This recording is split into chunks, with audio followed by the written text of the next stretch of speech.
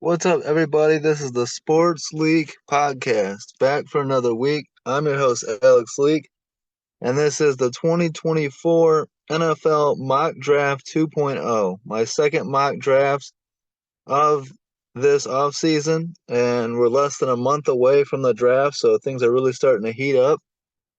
Um, and, you know, we're getting a pretty good idea of who's going to go where. We don't know for sure, but we got players moving up the board, players moving down the board.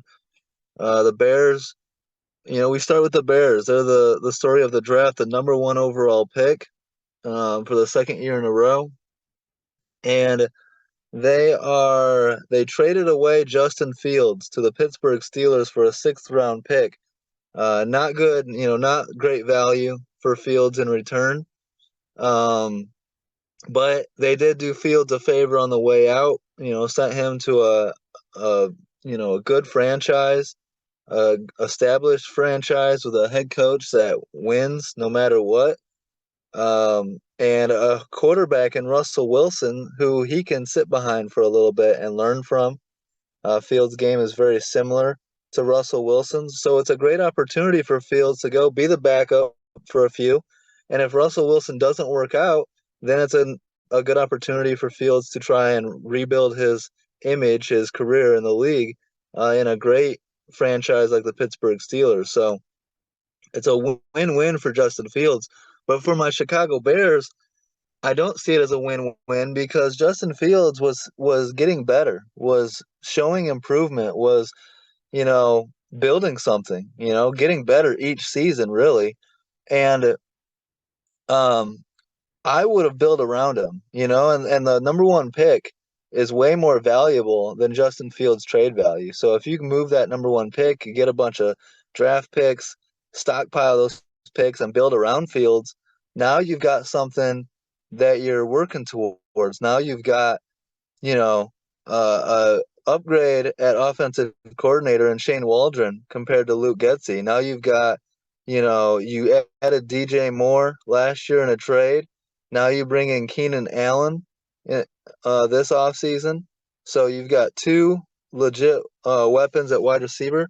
You've got Cole Kmet at tight end. Now you add Gerald Everett at tight end as well. So now you got two tight ends. Uh, you add DeAndre Swift at running back. So you're really upgrading that offense in a hurry. And the biggest thing to me is Shane Waldron. Uh, Luke Getsy was one of the biggest issues on that Bears offense last year. You can talk about Justin Fields. You can talk about poor offensive line play. Luke Getsy was in over his head and is not a good offensive coordinator in this league, in my opinion. So Shane Waldron is a big upgrade. So if you take that picture right there and what the Bears have done this offseason, and you keep Justin Fields in that situation, I think he has a really successful 2024. But we don't get to see that. So, um, the slate is wiped clean as far as the quarterback position goes, and we're going to go draft Caleb Williams, number one overall out of USC. He's 6'1", 215 pounds, and you can see why the Bears want to bring in Caleb Williams. He has the tools to be an absolute superstar in this league. He's comparable to Patrick Mahomes, Kyler Murray, Russell Wilson, a dual threat quarterback with tons of arm talent to go with it. Um, but the issue with drafting a quarterback is it's risky because the Bears have literally never developed quarterback talent. You go through the list here of who the Bears have drafted. You're talking, Jim Harbaugh in 1987. You're talking Rex Grossman in 2003. You're talking Cade McNown in 1999. Mitch Trubisky in 2017 was second overall. Justin Fields in 2021, 11th overall. And this is going to be the highest pick at quarterback in Bears franchise history in Caleb Williams. So there's going to be a lot of pressure. People act like, well, he's going to be able to come in and take his time, and we're going to be able the expectations won't be sky high right away. I disagree. The expectations, maybe not from certain fans, but from other fans and from the media, the local media, the national media, The coaching staff, GM Ryan Poles, those expectations are going to be success right away. Eberflus cannot afford another losing season, otherwise he'll be fired. So you have to think about that as well. And that's another thing that I'm not a fan of is, if you're going to draft a rookie quarterback, don't do it with a lame duck head coach who's likely going to get fired 1 year into the new quarterback's career. I want that established relationship between the head coach and quarterback. And so Eberflus has to hope that Caleb Williams has success right away. Otherwise, he'll be fired at the end of 2024, and it'll be a new coaching staff and maybe a new offensive coordinator, maybe a new offensive system. That's the problem with being staggered in this whole draft a franchise quarterback yet keep the same coaching staff. I was all on board. I wanted the Bears to hire Jim Harbaugh, but he was going to be expensive. It turned out not as expensive as I thought with the Chargers. And then he was going to want a lot of roster control, a lot of input in in the players and all that. So, and Ryan Poles didn't want that. And I think that ownership isn't the biggest fan of Jim Harbaugh, and the whole thing of ownership seems to prioritize a good working environment, a good people that you can all get along with in the front office and in the building at Hallis Hall, as opposed to, in my opinion, I always say that winning takes sacrifice. There's going to be some butting of heads. There's going to be some adversity, some argument along the way to winning.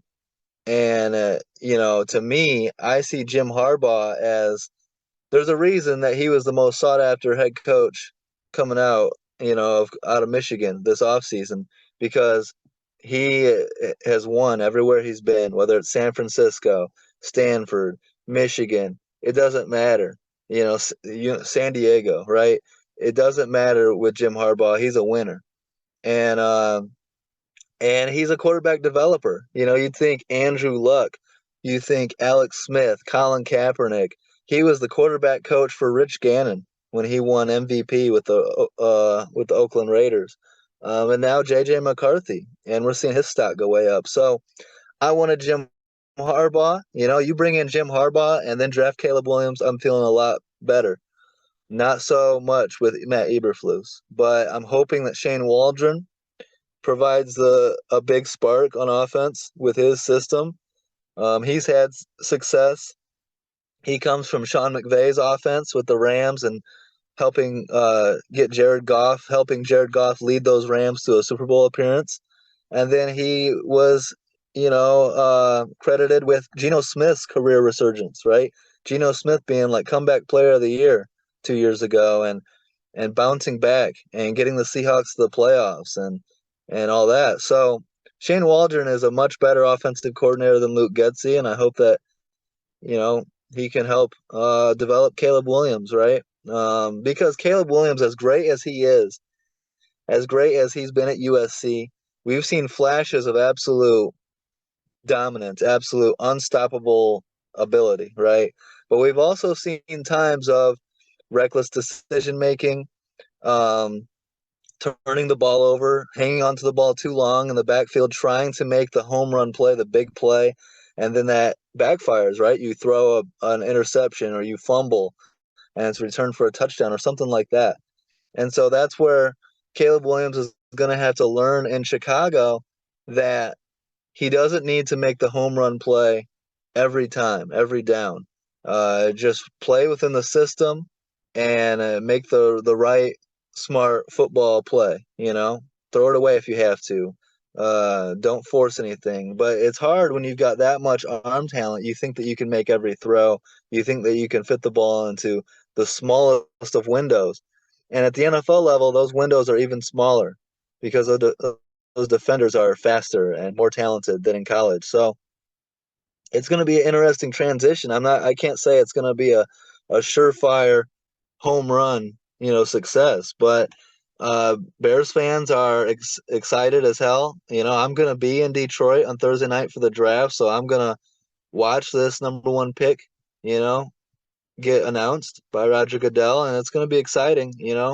no matter what. But a lot of work to do, and but I do like the moves with Keenan Allen, DeAndre Swift, Gerald Everett, and those guys on offense. We'll see what the Bears do at pick number 9. Maybe if they get Rome Odunze, another receiver, to go with Keenan Allen and DJ Moore, that'd be pretty nasty right there. Lincoln Riley coached Caleb Williams at Oklahoma and USC, and Lincoln Riley also coached before that Baker Mayfield at Oklahoma, Kyler Murray, and Jalen Hurts. So these are all quarterbacks that have been successful in the NFL and still are. So, but the big thing that we all need to see is the Bears develop that franchise quarterback. And as a Bears fan who's been following this team since the 90s, we've never done it.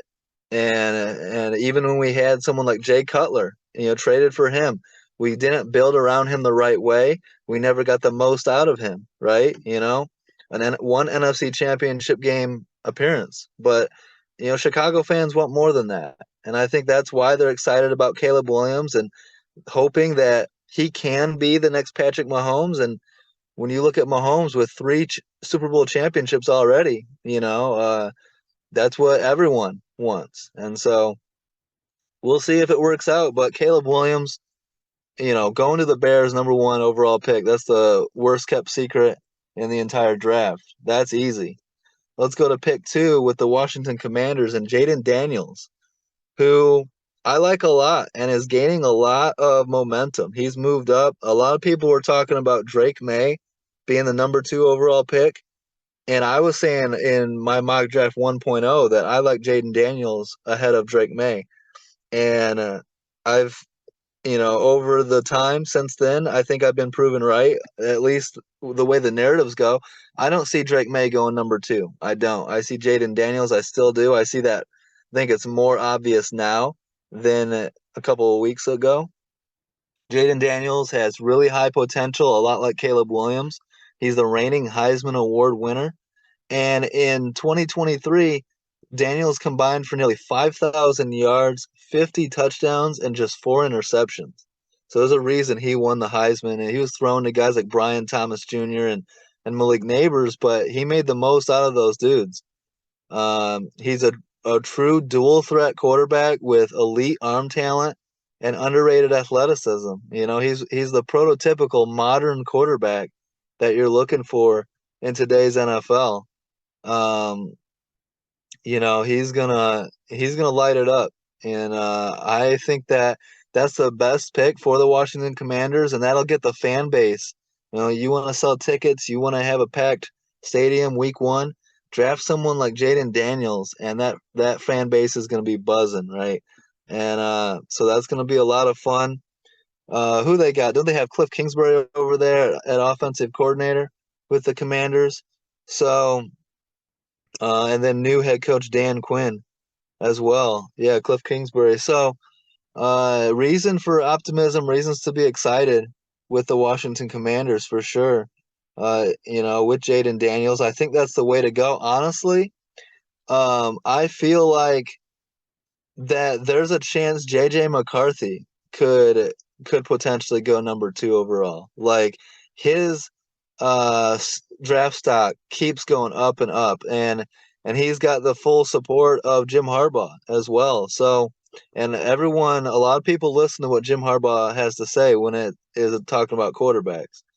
And the pro system that he ran at Michigan. But Jaden Daniels upside, going based on upside, I think that Jaden Daniels, much like Caleb Williams, is going to go, number 2 overall. But it's a big pick for rookie GM Adam Peters there with the Washington Commanders. And, with new head coach Dan Quinn, they're seeking their franchise quarterback. We'll see if they can get it done with Jaden Daniels.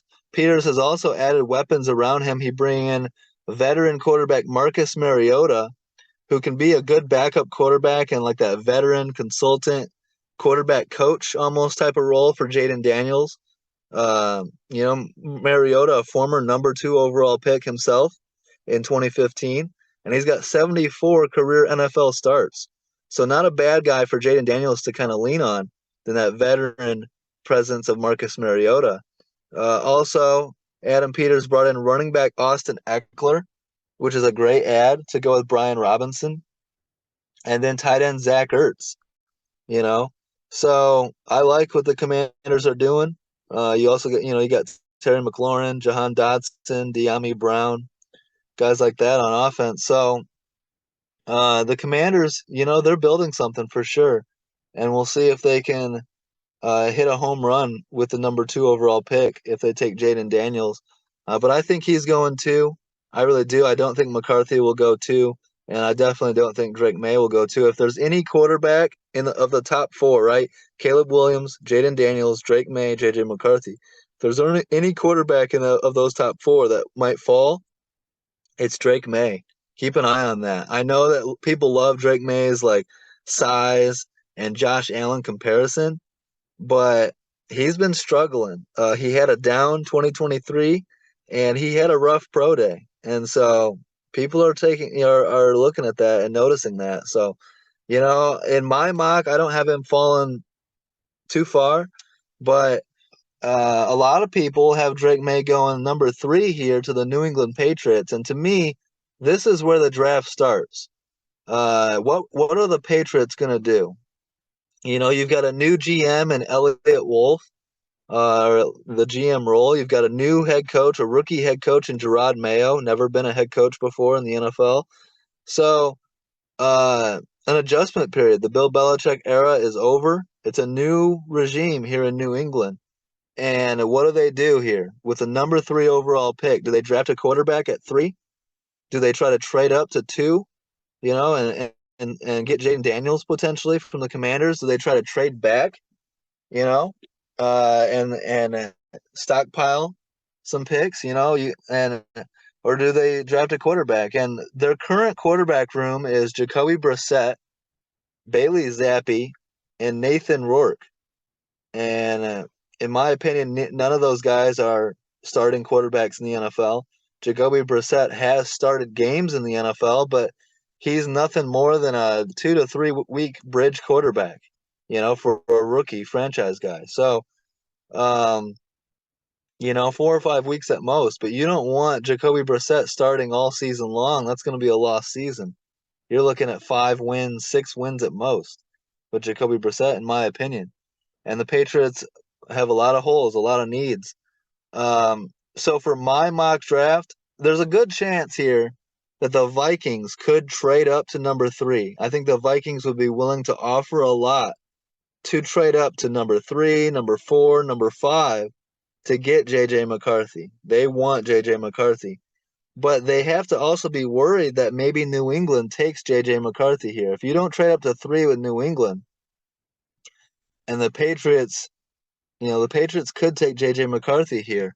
And, the Patriots have had success with a former Michigan quarterback before, in Tom Brady. And, McCarthy's stock is really skyrocketing. He's 6'2", 220. He's put on some weight.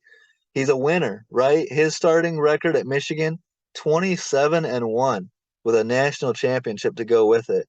So a really impressive college resume coming into the draft. The Wolverines play a very NFL friendly quarterback style with a pro system and a running game and a defense. And I think that's what they want to run in New England. So I think it would fit really well to sit J.J. McCarthy behind Jacoby Brissett, learn from Brissett a little bit. They're kind of, similar tools a little bit. McCarthy, underrated athleticism. He can take off and run and pick up first downs, and he's really smart. He's blowing people away with his interviews and stuff. And the biggest thing, NFL owners, NFL GMs are putting a lot of stock in Jim Harbaugh's ringing endorsement of McCarthy, calling him the best quarterback in the draft and the best quarterback in Michigan football history. That's very high praise. And people are not just going to brush that off. Jim Harbaugh saying it means a lot. Whether it's true or not, it means a lot that he's saying it. And that is going to, on top of everything else, going to push J.J. McCarthy higher and higher in this draft process. So I think McCarthy has, in my opinion, in the last week, I've made this decision where I've put McCarthy now ahead of Drake May. That's why I have McCarthy going number 3 here. Drake May really struggled in his pro day, and a lot of people saw that and noticed that, where he was just missing throws to guys that aren't being covered. And he was upset with himself on that. So if you're New England and JJ McCarthy sits behind Brissett for a couple weeks, maybe, or maybe he starts week 1, we'll see. And the same thing with the Vikings. If they trade up here to 3, he could sit behind Sam Darnold, for a couple games to start the season. Both teams desperately need a quarterback, and so we'll see which route they go here. But the Patriots can't afford to miss on another quarterback pick after missing on Mac Jones. Mac Jones is now traded to Jacksonville to be the backup over there. So they need a quarterback, and we'll see what they do. If they stay at 3, do they take J.J. McCarthy or Drake May? Um, I would take J.J. McCarthy at 3. I would. I mean, that's a little high, but his stock is rising. There's nothing you can do about that. And if the Patriots don't take him, the Vikings will, whether it's at 3, 4, or 5. J.J. McCarthy, in my opinion, this shouldn't be a hot take. J.J. McCarthy is going top 5 in the NFL draft. I can say that. All right, let's go to the Arizona Cardinals. They have been rumored to potentially trade back. That could be with the Vikings, to go get J.J. McCarthy. If the Cardinals don't trade back, the Cardinals at pick number 4 here, I think this is a very easy pick to make. The Cardinals will take Marvin Harrison Jr. out of Ohio State. The safest pick in the entire draft. Wide receiver is a big need for the Cardinals. And, this dude is a can't miss prospect. Knock on wood, as long as he stays healthy, this dude is going to be an absolute one of the best stars in this league, much like his dad. And, he's the son of an NFL Hall of Famer. His comp is Larry Fitzgerald. There's really no weaknesses to his game. He'd be an instant number 1 wide receiver for Kyler Murray. And the thing that I like most about Harrison Jr. is he recorded 1,200 receiving yards and 14 touchdowns in back-to-back seasons at Ohio State. And the first year was with C.J. Stroud. And then he loses C.J. Stroud to the NFL draft. He comes back for another year and puts up those exact same numbers with Kyle McCord. So it goes to show me that Harrison Jr. is going to put up monster numbers regardless, right? And Kyler Murray is a hell of a quarterback. As long as he stays healthy, that could be a lot of fun to watch in Arizona. So I think it's worth it for the Cardinals to take Marvin Harrison Jr., but the Vikings might be willing to offer a lot to move up to 4. And we know with the Cardinals GM, Monty Ossenfort, that he would be willing to trade back and then trade back up, like he did last year. So he's not afraid to wheel and deal come the NFL draft. So either way, it's going to be a fun draft for the Cardinals. See what happens, and see if they can get Kyler Murray a weapon out there at receiver. To go along with Michael Wilson and Chris Moore and those guys. Trey McBride at tight end, those weapons out there. So that's my pick for Cardinals at 4. Let's go to the Chargers at pick 5, another team that might trade back. But if I'm the Chargers, I need to go wide receiver. We've already lost both Keenan Allen and Mike Williams, right? So right now your receiving weapons look like Quentin Johnson and Josh Palmer. If you have an opportunity to go get one of the best receivers in this entire draft, if I'm the LA Chargers, I draft Malik Nabers out of LSU. 6 foot, 200. Nabers is my favorite wide receiver in the draft, and I don't see a huge gap between him and Marvin Harrison Jr. I think Marvin Harrison Jr. is 1A, Malik Nabers is 1B. Every year I pick a receiver that's going to be an absolute stud in this league. This year I have 2. In the past, I said DK Metcalf, AJ Brown, George Pickens, dudes that fell for no reason. I don't think Malik Nabers falls. I think he goes top 5. At least he should. At least top 6. The guy I think is falling for no reason is Keon Coleman out of Florida State. I think he's going to be an absolute stud in the NFL.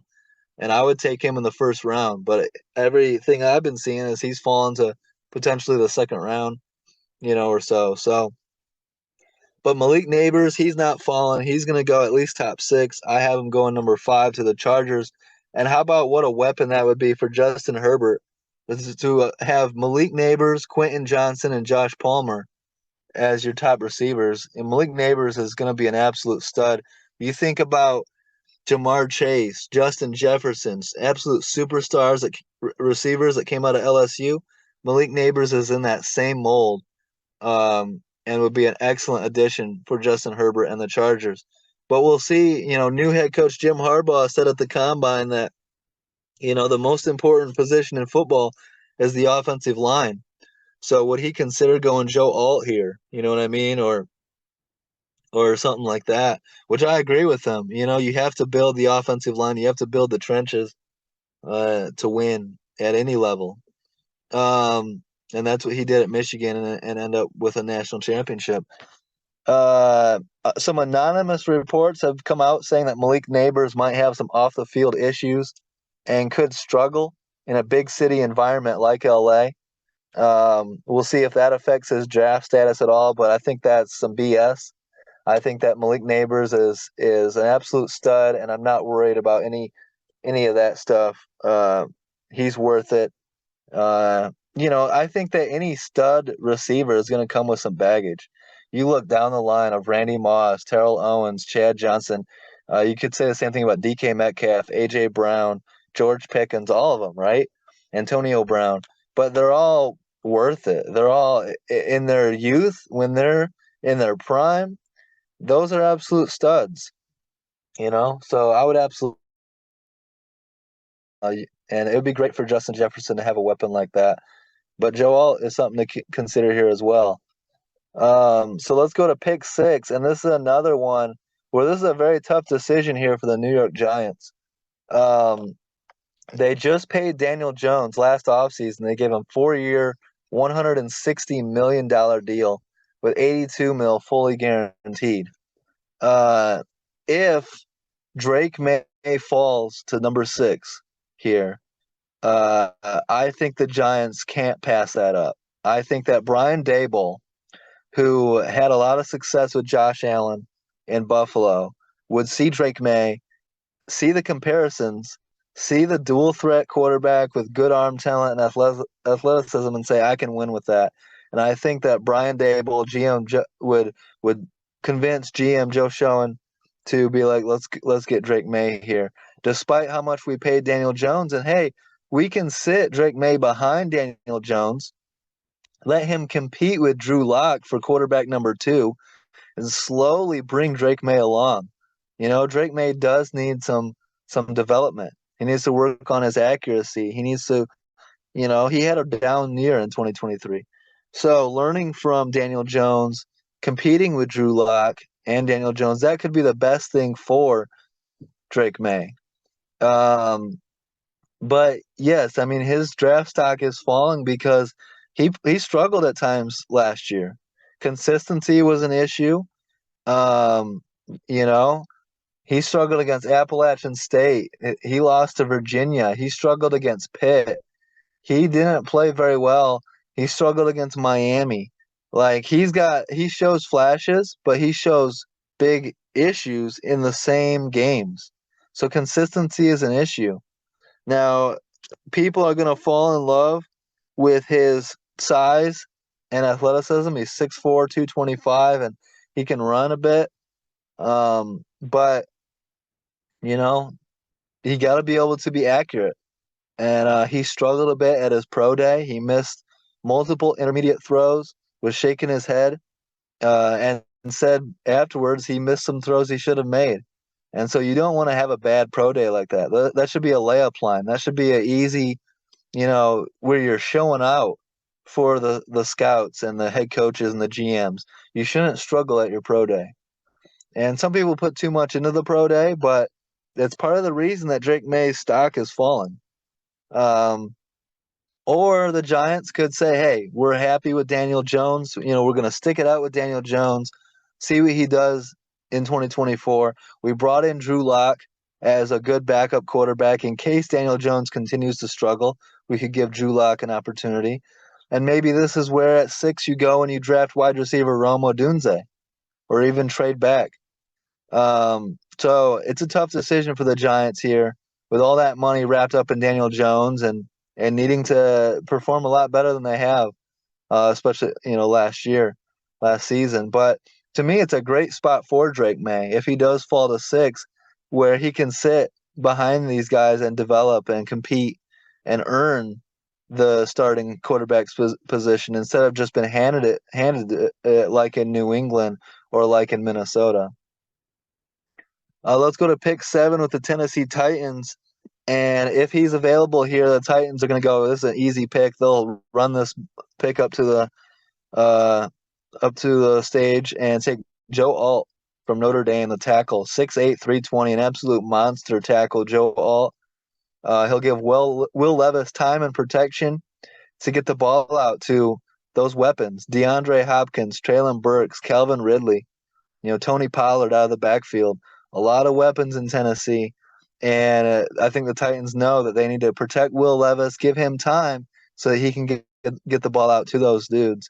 And the Titans are going to be a lot of fun to watch with all those weapons on the outside. Tony Pollard in there now. We'll see if he can have a bounce back year. Tajay Spears and those guys. So I think Joe Alt, that to me would be a no-brainer for the Titans at 7. But you got to keep an eye on the Chargers, maybe at 5, taking Joe Alt. Maybe the Giants at 6. You never know here. So let's go pick 8, the Atlanta Falcons. And this one seems to be everyone is on board with this pick, or most people. The Falcons taking the top edge in the draft, Dallas Turner out of Alabama, 6'4", 240. And it's a need. It's not only the best pass rusher in the draft, but it's also a need for the Falcons, who lost both their leading sackers in Calais Campbell and Bud Dupree, which was only 6.5 sacks in 2023, their leading sackers. What you would do is you'd add Dallas Turner opposite Arnold Ebiketie on that D line. So you'd have, that's a pretty nasty pass rush there. Arnold Ebiketie is a good young pass rushing talent as well. And then you add Dallas Turner. That would be nice. And they desperately need to improve that and get some pass rush on Baker Mayfield, Bryce Young, Derek Carr in that division. So and Dallas Turner has said how he wants to sack Bryce Young. He never got the opportunity to do that. So that'd be a lot of fun to watch if he goes to Atlanta at pick 8. But that seems to be a pretty obvious pick there, in my opinion. It's a need, and he's the best edge in the draft, best pass rusher in the draft. Let's go pick 9 to the Chicago Bears. And if he's still available here, I think there's a chance if Dallas Turner isn't available at 9, if Rome Odunze isn't available at 9, I think the Bears trade back. But if Rome Odunze is available here, I think the Bears jump and take him at pick number 9. He's 6'3", 210, wide receiver out of Washington. And you add him to DJ Moore, Keenan Allen, Cole Kmet, Gerald Everett, DeAndre Swift. That is a lot of offensive weapons all of a sudden. With Shane Waldron, an offensive coordinator, I think he would have fun with that. And so you add Rome Odunze and Caleb Williams to that offense, Bears fans are going to be hyped.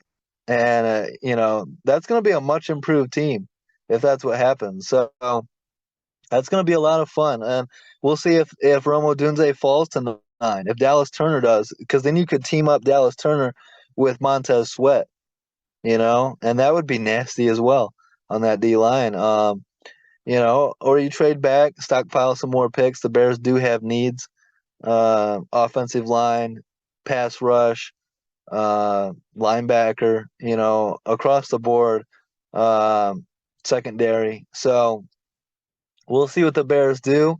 I did like that move, adding Kevin Byard. Then we locked down Jalen Johnson. So Jaquan Brisker's nasty. So I do like what the Bears are doing. And we'll see if they can get that done at pick 9 or if they trade back. But it'll be exciting with the Bears. As a Bears fan, you have to be excited about this draft with 2 picks in the top 10. and a prospect like Caleb Williams coming out. So it's going to be a lot of fun. And then, yeah, Rome Odunze, one of the top 3 wide receivers, coming out, and potential to be a star in this league. So let's go pick number 10, the New York Jets.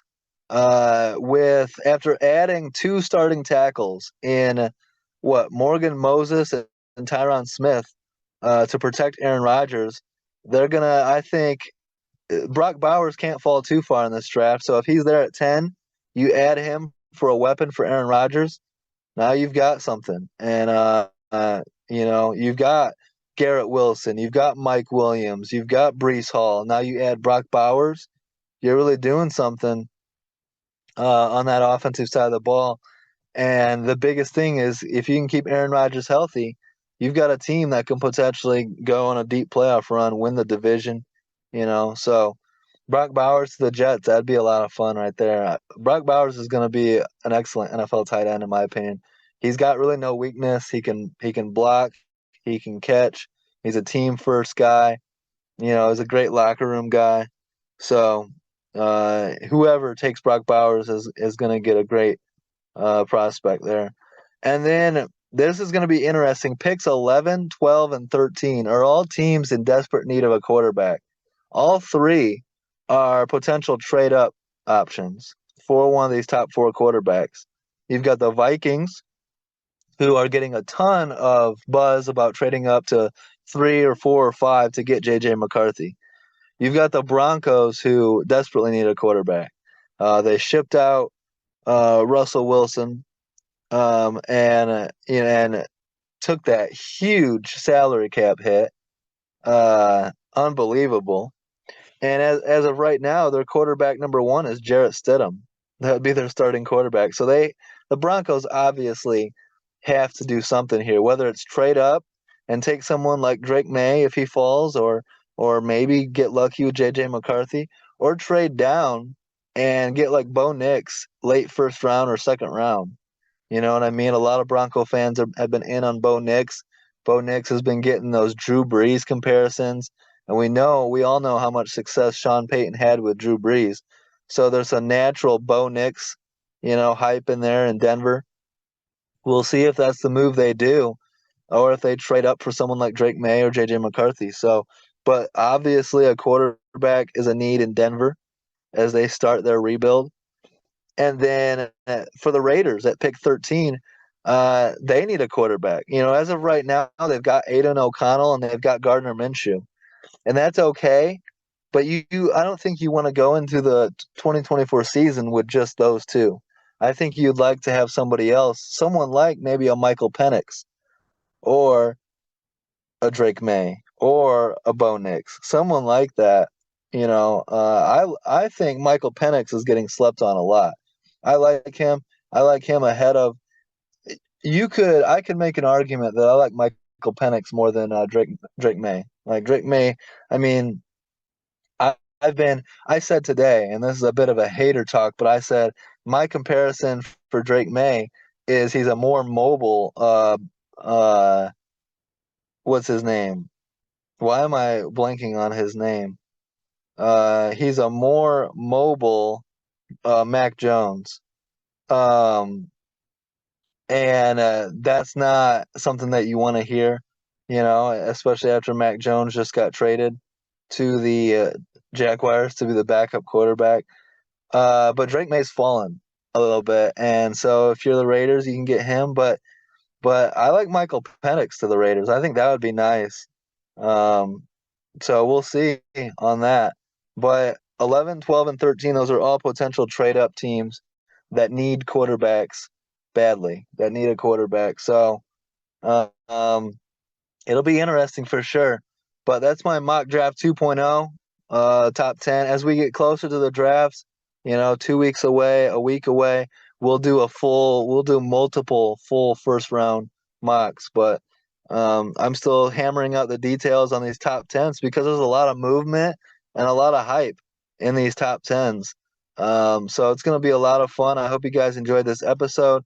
Follow along for draft coverage all the way through and post draft for our reactions. We're going to have, We had Hugh Jackson on last week, the former two-time NFL head coach. We're going to have guests this entire month, getting ready for the draft and recapping the draft. So it's going to be a lot of fun. I hope you guys enjoyed this episode. Don't forget to like, subscribe, leave a comment. Let me know what you think. Stay tuned for some NBA playoff content coming up as well. And have a great week, guys. Peace out.